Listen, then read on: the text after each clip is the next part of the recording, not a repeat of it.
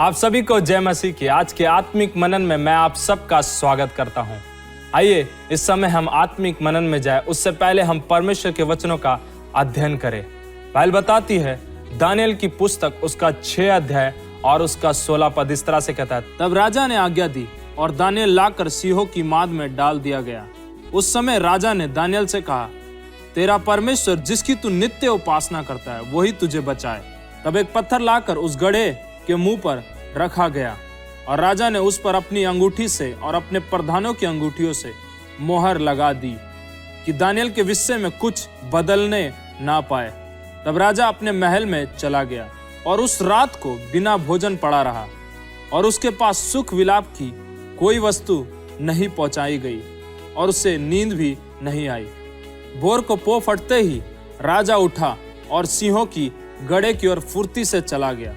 जब राजा गड्ढे के निकट आया तब शोक भरी वाणी से चिल्लाने लगा और दानियेल से कहा, हे दानियेल, हे जीवित परमेश्वर के दास, क्या तेरा परमेश्वर जिसकी तू नित्य उपासना करता है तुझे सिंहों से बचा सका है? तब दानियेल ने राजा से कहा, हे राजा, तू युग युग जीवित रहे। मेरे परमेश्वर ने अपना दूत भेजकर सिंहों के मुंह को ऐसा बंद कर रखा कि उन्होंने मेरी कुछ भी हानि नहीं की। इसका कारण यह है कि मैं उसके सामने निर्दोष पाया गया और हे राजा, तेरे सम्मुख भी मैंने कोई भूल नहीं की। तब राजा ने बहुत आनंदित होकर दानियेल को गड्ढे में से निकालने की आज्ञा दी। अतः दानियेल गड्ढे में से निकाला गया और उस पर हानि का कोई चिन्ह ना पाया गया, क्योंकि वह अपने परमेश्वर पर विश्वास रखता था।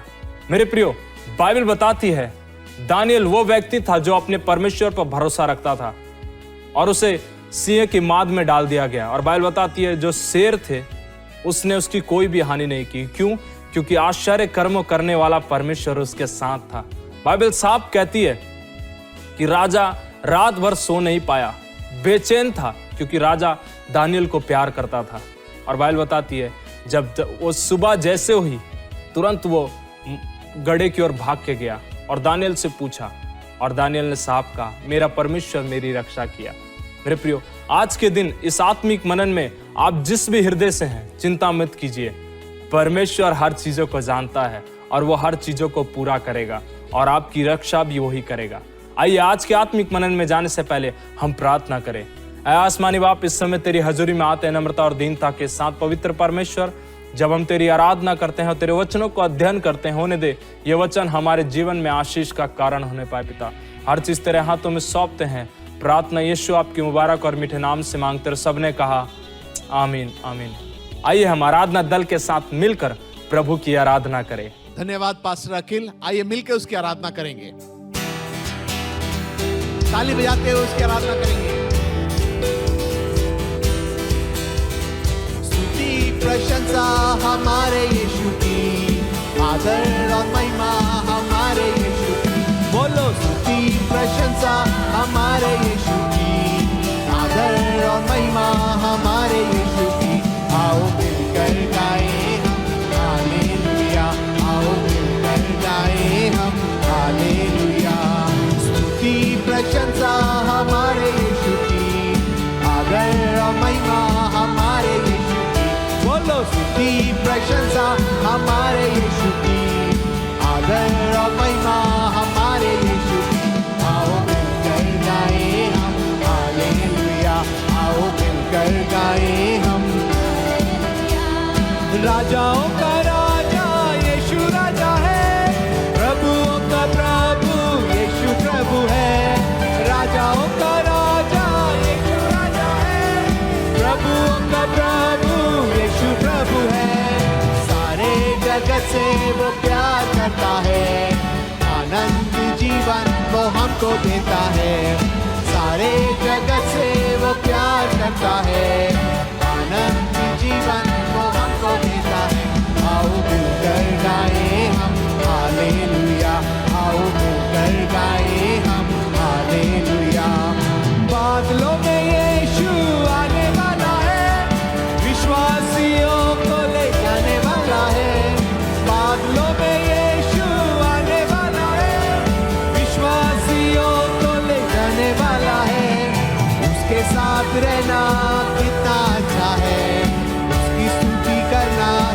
सौभाग्य है, उसके साथ रहना कितना अच्छा है, उसकी स्तुति करना कितना सौभाग्य है।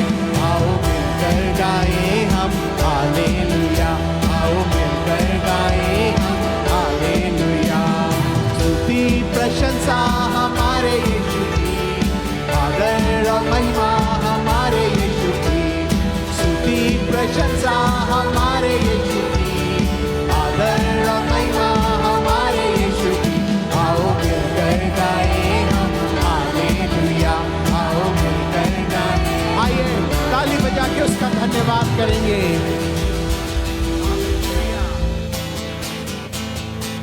मिलकर बोलेंगे, आने वाला है यीशु, आने वाला है, आने वाला है यीशु, आने वाला है। जब तेरे दिल को तू यीशु को देगा, एक नया जीवन वो तुझको देगा। जब तेरे दिल को तू यीशु को देगा, एक नया जीवन वो तुझको देगा। ये दुख हट जाएगा, हर आंसू मिट जाएगा, जब मेरा यीशु आएगा, वो मुझको ले जाएगा। ये कैसा जीवन यीशु ने दिया है, एक नया जीवन जो मैंने पाया है। ये कैसा जीवन यीशु ने दिया है, एक नया जीवन जो मैंने पाया है। ये दुख हट जाएगा, हर आंसू मिट जाएगा, जब मेरा यीशु आएगा, वो मुझको ले जाएगा। जब तेरे दिल को तू यीशु को देगा, एक नया जीवन वो तुझको देगा। धन्यवाद करेंगे। आइए अपने हृदयों को हम तैयार करेंगे, क्योंकि जब प्रभु ने हमें एक नया जीवन दिया है, उसकी शरण में उस जीवन को लेकर जाएंगे। बाइबल बोलती है कि इस जीवन में तुम्हें बहुत सारी परेशानियां तो होंगी, लेकिन डरना नहीं, क्योंकि मैंने इस संसार को जीत लिया है। इसकी हर एक बीमारी को जीत लिया है, इसकी हर एक कमी घटी को प्रभु ने जीत लिया है, इसकी हर एक प्रकार की परेशानियों को प्रभु ने जीत लिया है। शैतान किसी भी तरीके से आपके जीवन में काम नहीं कर सकता। इसी समय बोलेंगे, परम प्रधान शरण में तेरी मैं सदा रहूंगा,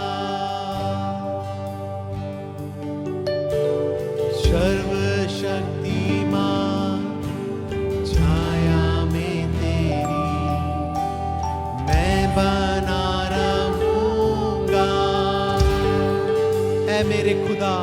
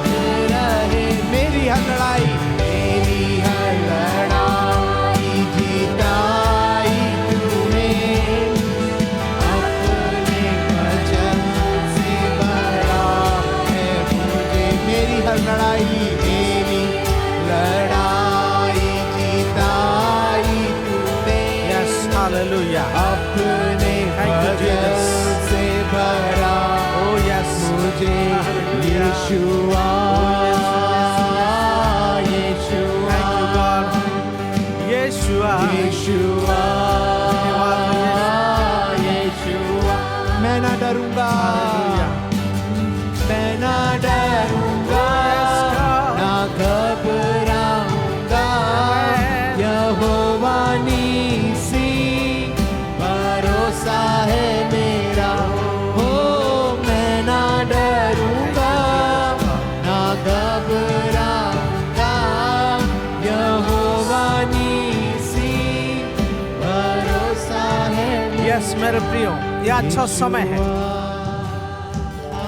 ये अच्छा समय है। आप अपने दोनों हाथ को स्वर्ग की ओर उठाएं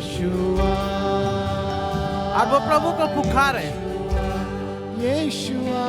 वो परमेश्वर को पुकारे। Thank you Jesus. हम जब पुकारते हैं,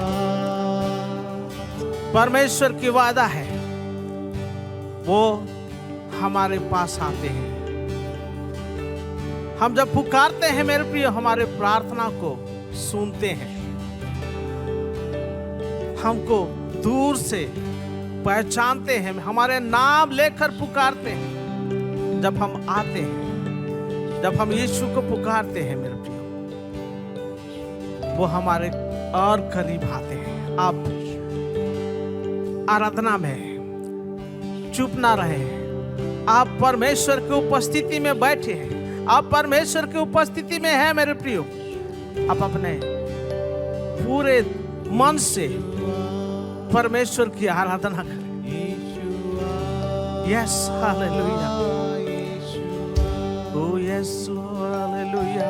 आइए ऊंचे आवाज से हम कहते हैं यीशुआ, यीशुआ थैंक यू गॉड।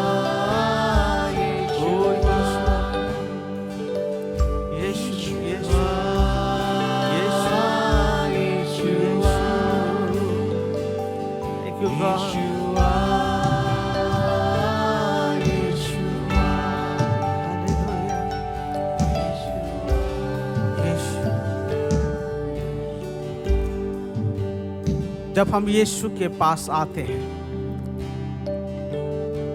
हम जैसे आराधना को कर रहे हैं, इसमें आराधना में हम गा रहे हैं, चाहे अंधकार में भरी हुई तराइयों में भी हम चलें, लेकिन हम नहीं डरेंगे क्योंकि यीशु हमारे साथ रहते हैं।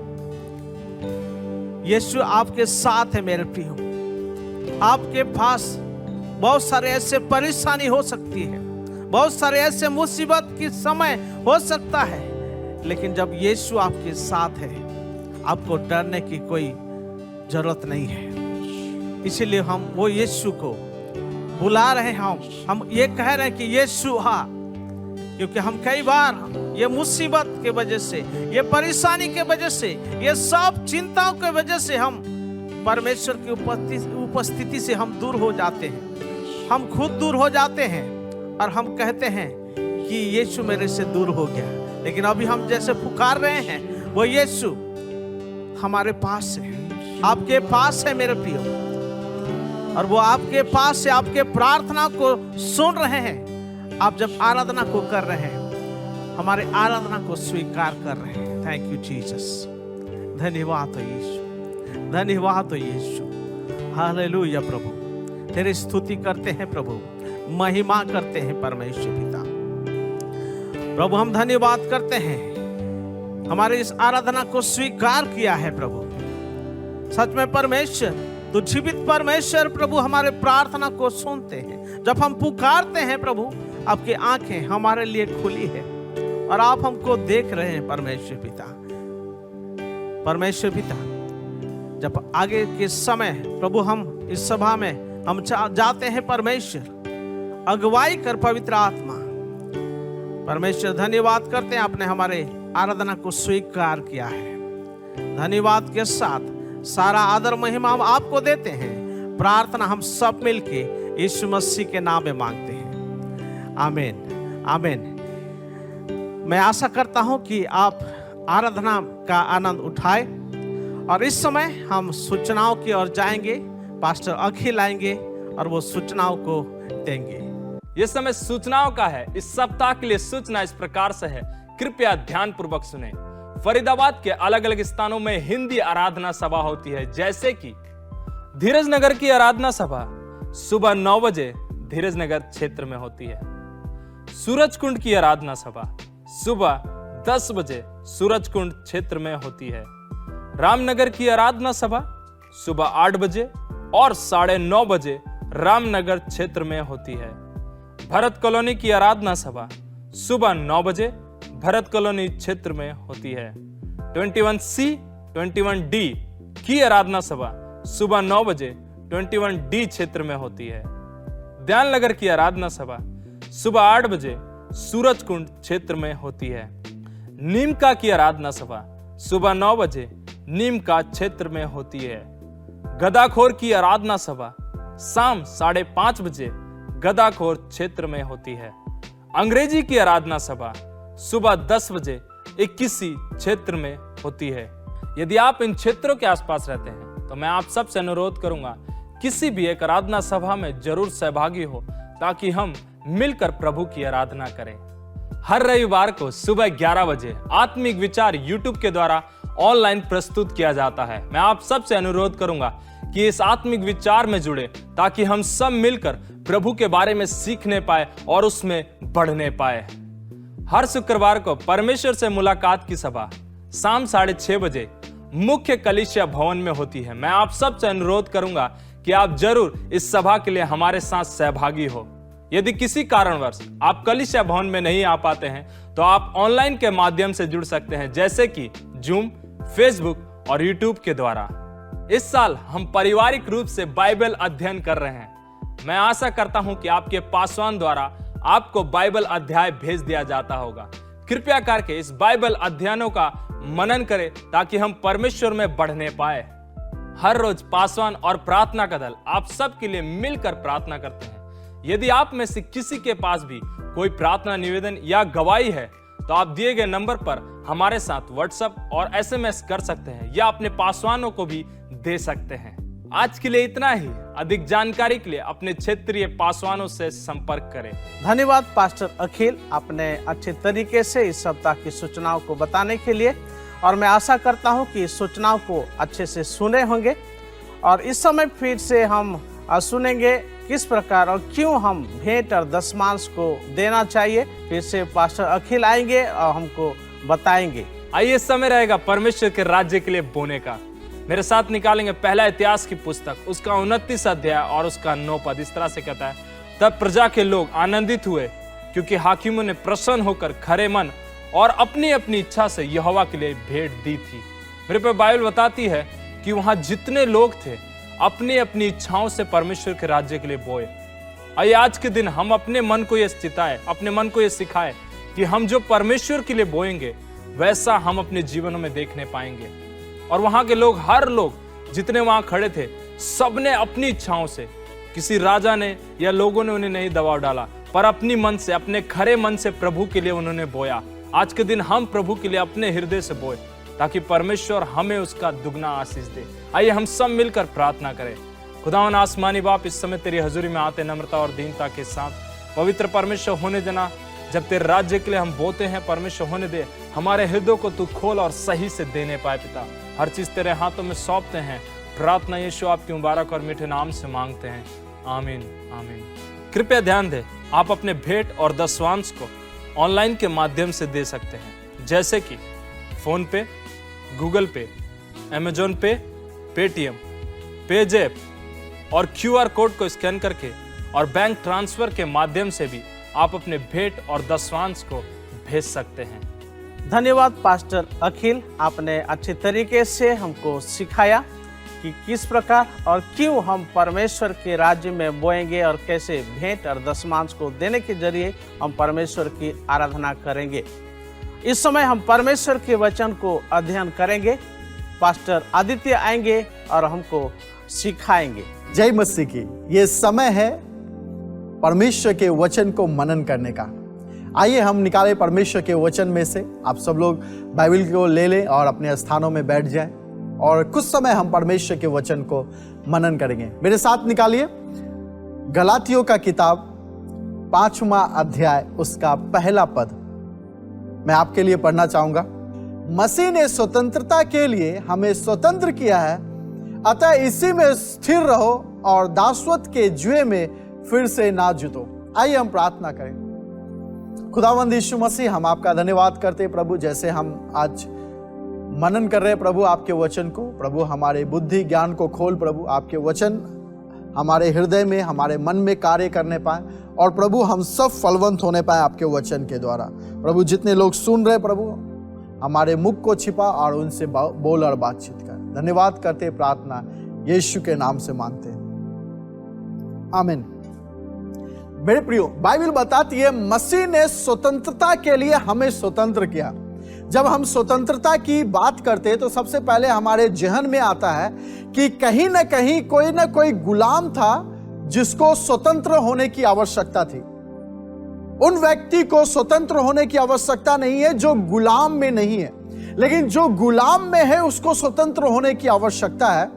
1947 से पहले हमारा देश भी गुलाम था और गुलाम से आजादी मिलने के लिए यूं ही नहीं मिल जाता।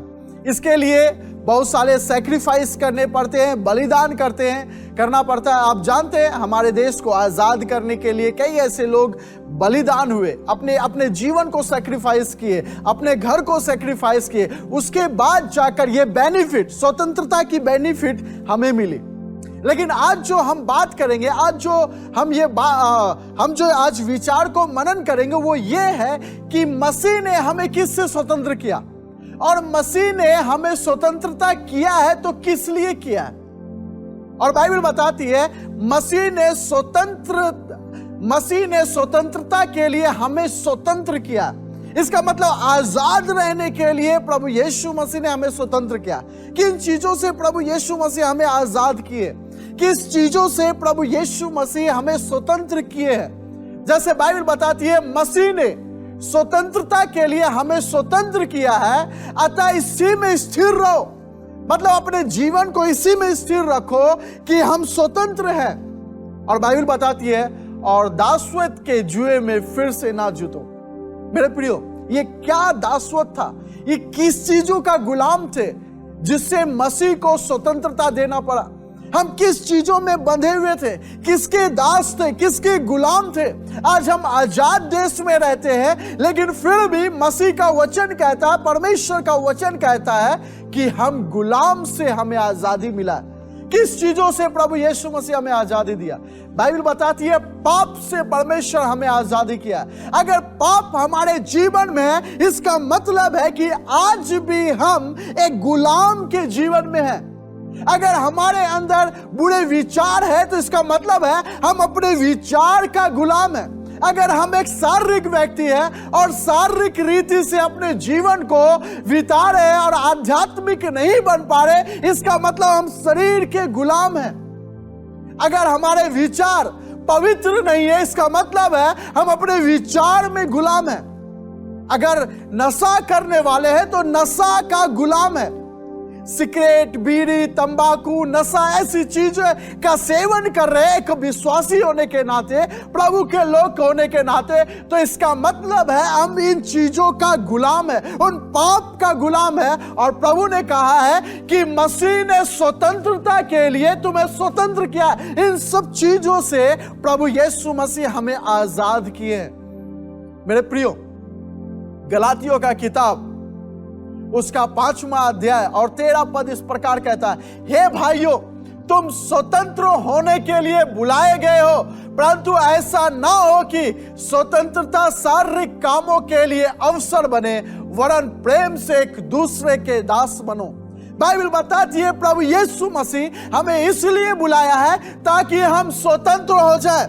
प्रभु यीशु मसीह हमें इसलिए बुलाया है ताकि हम स्वतंत्रता का जीवन जिए, ना कि किसी चीजों का गुलाम बने, ना तो किसी सेवन का गुलाम बने, ना तो अपने विचार का गुलाम बने, ना तो अपने शारीरिक जीवन का गुलाम बने, ना तो हम नशा का गुलाम बने। मेरे प्रियो, अगर कोई गुलाम है वो स्वतंत्र नहीं हो सकता। हमारे देश में 1947 से पहले लोग आजादी के साथ नहीं रह सकता था, एक गुलाम का जीवन था। गुलाम का मतलब होता है हम अपने मन से कुछ नहीं कर सकते, हमारा जो विचार करेगा हम वो नहीं कर सकते। हमारे ऊपर एक अधिकारी नियुक्त किया जाता है, जो वो कहेगा उसके अनुसार करना है।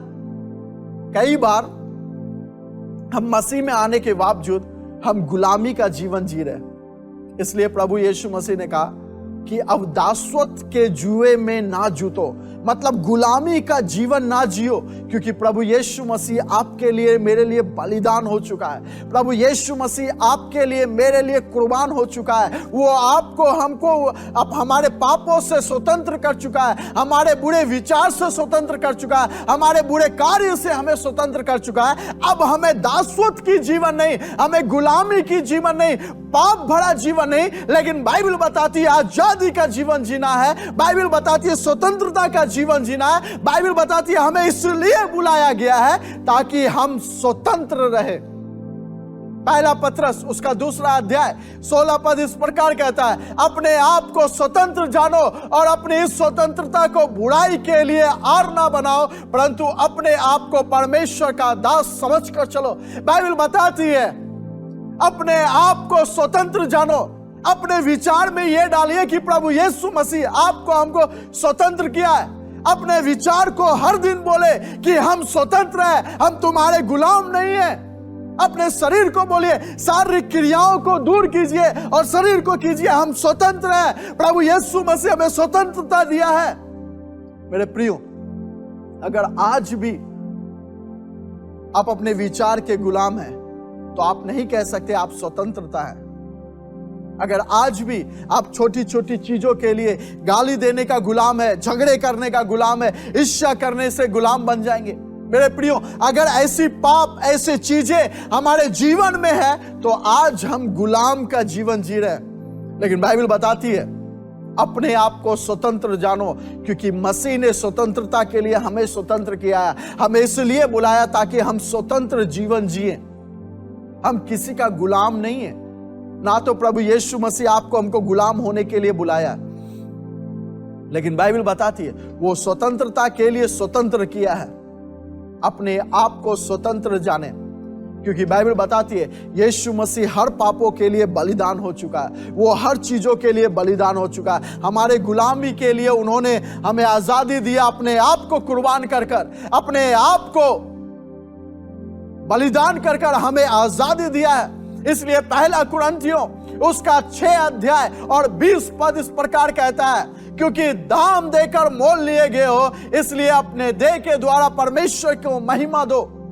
मेरे प्रियो, आपकी स्वतंत्रता के लिए प्रभु यीशु मसीह ने अपना दाम को दिया है। आपके हमारे स्वतंत्रता के लिए प्रभु यीशु मसीह ने दाम चुकाया। आपकी मेरी स्वतंत्रता के लिए प्रभु यीशु मसीह निंदा सहा। आपकी मेरी स्वतंत्रता के लिए प्रभु यीशु मसीह को मारा गया। आपकी मेरी स्वतंत्रता के लिए प्रभु यीशु मसीह को कलवरी क्रूस पे चढ़ाया गया। आपकी हमारी स्वतंत्रता के लिए उस पर थूका गया। आपकी हमारी स्वतंत्रता के लिए वो बलिदान हुआ ताकि उसके बलिदान से हम स्वतंत्र हो जाए।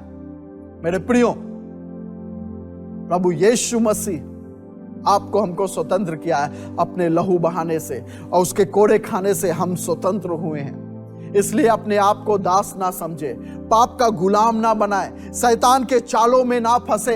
शैतान हर दिन आपको गुलामी में लेकर जाएगा। शैतान हर दिन आपको हमको भरमाएगा। शैतान हर दिन आपको उस अंधकार में लेकर जाएगा, आपके गले में जंजीर बांधेगा, आपको गुलाम के समान रखेगा। लेकिन प्रभु यीशु मसीह कहता है मसीह ने तुम्हें स्वतंत्रता के लिए स्वतंत्र किया है, इसलिए अपने आप को स्वतंत्र जानो, क्योंकि तुम स्वतंत्रता के लिए बुलाए गए हो। तुम स्वतंत्र होने के लिए बुलाए गए हो। मेरे प्रियो, कई बार हम विश्वासियों के जीवन में देखते हैं दोहरा जीवन जी रहे हैं, क्योंकि वो दोहरे जीवन में गुलाम है। आज भी छोटे से नशा करने से, छोटी सी बीड़ी पीने से, सिगरेट पीने से, गलत कार्य से, गलत चीजों को देखने से हम उसके गुलाम बन जाते हैं। मेरे प्रियो, आप जिसके गुलाम हैं वो आपके गले में जंजीर डालेगा और वो आपको घसीट कर लेकर जाएगा। अगर आप सिगरेट का गुलाम है, वो सिगरेट आपके गले में जंजीर बांधेगा, आपको वो अगुवाई करेगा, आपको घसीट घसीट कर लेकर जाएगा। लेकिन बाइबल बताती है प्रभु यीशु मसीह ने स्वतंत्र किया है। अगर आप बीड़ी के आदी बन चुके हैं, आप शराब पीने के आदी बन चुके हैं, आप पाप करने के आदी बन चुके हैं, वो आपको जंजीर में बांध देगा, आपको घसीट कर लेकर जाएगा। इसलिए प्रभु यीशु मसीह कहता है कि मसीह ने विश्वासियों को स्वतंत्र किया है ताकि वो स्वतंत्रता में जीवन जिए, ना कि किसी के गुलाम में जीवन जिए। मेरे प्रियो, जब भी कुछ ऐसा गलती या पाप हमारे जीवन से होता है, तुरंत उस बातों को याद करें कि किसी ने हमारे लिए बलिदान हुआ है, कोई हमारे लिए खून बहाया है, कोई हमारे लिए दाम चुकाया है और हमें खरीद लिया है। हमारी स्वतंत्रता को प्रभु ने हमें दिया है। हम गुलाम नहीं हैं, हम गुलाम में जीवन ना जिए। यूहन्ना का किताब 8वां अध्याय और 34 पर इस प्रकार से कहता है, यीशु ने उसको उत्तर दिया, मैं तुमसे सच सच कहता हूं, जो कोई पाप करता है वो पाप का दास है। अगर हम पाप करते हैं, पाप का दास है। अगर हम झूठ बोलते हैं, झूठ का दास है। अगर हम गाली देते हैं, गाली का दास है। अगर हम क्रोध करते हैं, उस क्रोध का दास है। अगर हमारे मन में बुरा विचार उत्पन्न होता है, हम उस बुरे विचार का दास है। अगर हम नशा करते हैं, वो नशा का दास है। और प्रभु यीशु मसीह इसलिए नहीं बुलाया है, प्रभु यीशु मसीह स्वतंत्र होने के लिए बुलाया है, क्योंकि बाइबल बताती है, यूहन्ना नबी का किताब 8वां अध्याय 34 पद इस प्रकार कहता है, जो पाप करता है वो पाप का दास है। मेरे प्रियो, प्रभु नहीं चाहता हम पाप करते रहें और उसके दास बने रहें, लेकिन प्रभु यीशु मसीह चाहता है हम स्वतंत्र जीवन जिए, क्योंकि उसने हमें स्वतंत्रता होने के लिए स्वतंत्र किया है।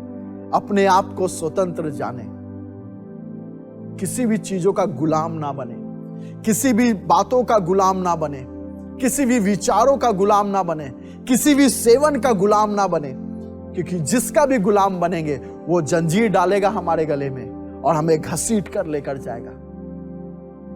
मेरे प्रियो, गलातियों का किताब 5वां अध्याय 16 पद इस प्रकार कहता है, पर मैं कहता हूं आत्मा के चलाए चलो तो तुम शारीरिक लालसा किसी भी रीति से पूरा ना करोगे। अगर हम आत्मा के चलाए चलेंगे तो शरीर की इच्छा पूरी नहीं करेंगे। यीशु मसीह अपने चेले पतरस से कहता है, तुम में से कोई नहीं है जो 1 घंटा भी जाग सके, प्रार्थना कर सके। पतरस कहता है, प्रभु आत्मा तो तैयार है कि उठकर प्रार्थना करे, लेकिन शरीर निर्बल, कमजोर, दुर्बल है। इसलिए पौलुस कहता है, मैं अपने शरीर को मारता कुटता अपने वश में रखता हूं कि पाप ना करूं। मेरे प्रियो, शरीर हमेशा आत्मा के विरोध में, आत्मा हमेशा शरीर के विरोध में ये लालसा करता है कि किस प्रकार से हम गुलाम बन के रहे, किस प्रकार से शरीर की गुलामी का जीवन जिए, किस प्रकार से हम विचारों का गुलाम बने रहे, किस प्रकार से हम पाप का गुलाम रहे।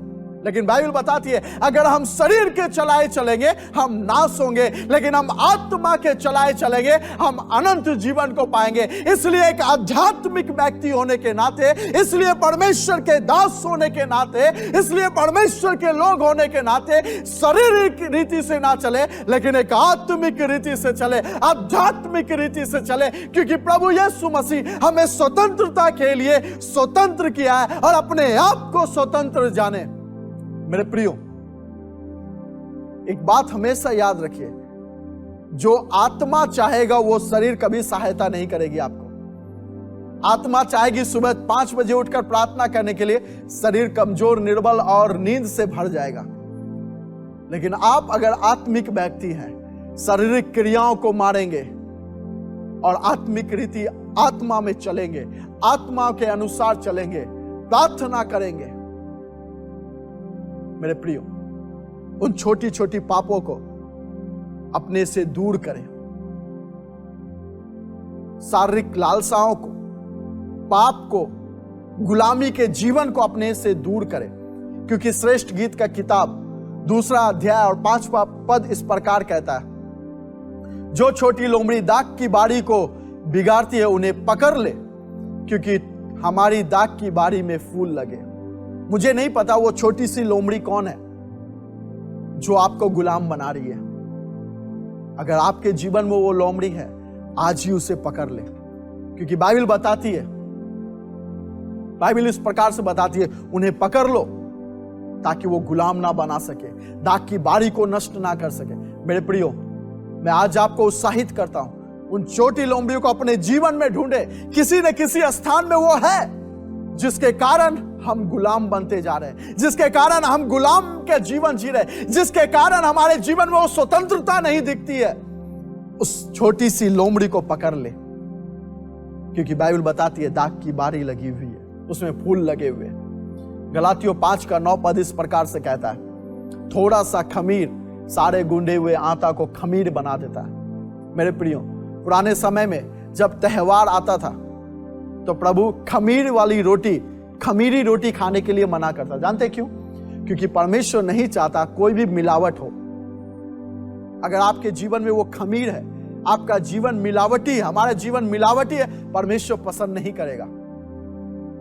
परमेश्वर दोहरा जीवन नहीं चाहता, परमेश्वर मुखौटा वाला जीवन नहीं चाहता, परमेश्वर गुलामी वाला जीवन नहीं चाहता, परमेश्वर खमीरी वाला जीवन नहीं चाहता। इसलिए परमेश्वर चाहता है हम शुद्ध हो जाएं, इसलिए परमेश्वर चाहता है हम अपने विचार से स्वतंत्र हो जाएं, हम अपने शारीरिक क्रियाओं से स्वतंत्र हो जाएं, हम पाप से स्वतंत्र हो जाएं और स्वतंत्रता का जीवन जिए, क्योंकि परमेश्वर मिलावटी जीवन से प्रसन्न नहीं होता।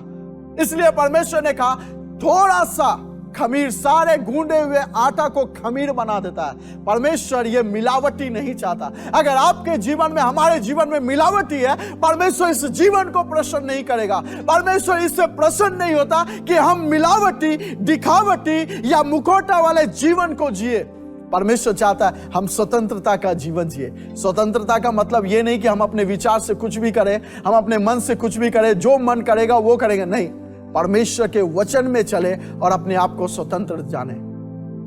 परमेश्वर ने आपको हमको बुलाया, इसलिए नहीं बुलाया ताकि हम गुलाम में जीवन जिए, इसलिए बुलाया है ताकि हम स्वतंत्र में जिए, स्वतंत्रता में जिए और परमेश्वर के वचन के अनुसार चले।